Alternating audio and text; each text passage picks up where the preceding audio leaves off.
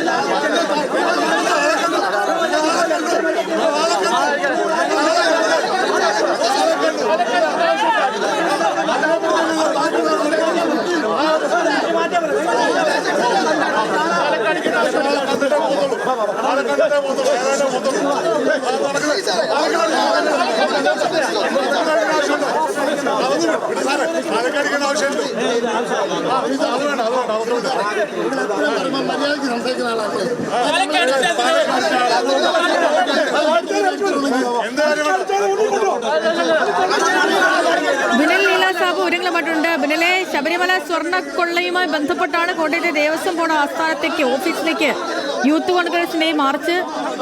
ഈ പ്രവർത്തകർ ഈ മതില് ചാടിക്കടക്കാനൊക്കെ ശ്രമിക്കുന്നതും പോലീസ് വളഞ്ഞു നിൽക്കുന്നതും ഒക്കെ ദൃശ്യങ്ങളിൽ വ്യക്തമാണ്. എന്താണ് നിലവിലെ സാഹചര്യം? എന്താണ്?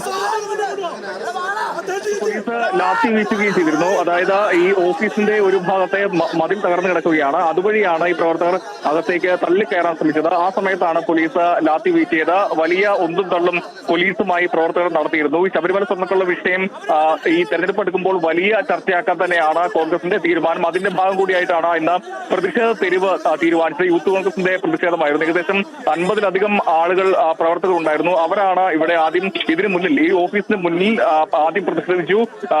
അവരുടെ ദേശീയ നേതാവായിട്ടുള്ള ബിനു ചുള്ളിയിലാണ് ഇത് ഉദ്ഘാടനം ചെയ്തത്. അതിനുശേഷം പോലീസ് ബാരിക്കേഡ് ഉപയോഗിച്ച ഈ ഓഫീസിന് മുന്നിൽ അതിനുള്ളിൽ ബാരിക്കേഡ് ഉപയോഗിച്ച് പ്രവർത്തകരെ തടഞ്ഞിരുന്നു. അതിനിടെയാണ് ഉദ്ഘാടനത്തിന് ശേഷം ഈ പ്രവർത്തകർ ഈ ഓഫീസിനകത്തേക്ക് തള്ളിക്കയറാൻ ശ്രമിച്ചത്. ആദ്യം വലതുഭാഗത്തുള്ള വഴിയാണ് അവർ തള്ളിക്കയറാൻ ശ്രമിച്ചത്. അപ്പോൾ പോലീസ് എതിർത്തു. അപ്പോൾ പോലീസുമായി ആദ്യം വാക്കേറ്റമുണ്ടായി. പിന്നീട് ഉന്തും തള്ളിലേക്ക് നീങ്ങുകയായിരുന്നു. അതിനുശേഷമാണ് കുറച്ച് പ്രവർത്തകർ ഈ ഓഫീസിന്റെ ഇടതുവശത്തുള്ള തകർന്നു കിടക്കുന്ന മതിന്റെ ആ ഭാഗത്തുകൂടി അകത്തേക്ക് കയറാൻ ശ്രമിച്ചത്. ആ സമയത്താണ് പോലീസ് അകത്തു നിന്നും ലാത്തി വീശിയത്. എന്തായാലും ഇപ്പോഴും പ്രവർത്തകരും പോലീസും തമ്മിൽ തർക്കം നടക്കുകയാണ്. ഇവരെ അറസ്റ്റ് ചെയ്ത് നീക്കാൻ തന്നെയാണ് പോലീസിന്റെ തീരുമാനം. അതിനുള്ള പോലീസിന്റെ വാനൊക്കെ എത്തിയിട്ടുണ്ട്. അല്പസമയത്തിനുള്ളിൽ തന്നെ പ്രവർത്തകരെ അറസ്റ്റ് ചെയ്ത് ഇവിടെ നീക്കുമെന്നാണ് മനസ്സിലാക്കാൻ കഴിയുന്നത്. ഓക്കെ, ബിനൽ ലീല സാബു നൽകിയത് ഒരു പ്രധാനപ്പെട്ട വാർത്തയിലേക്ക്.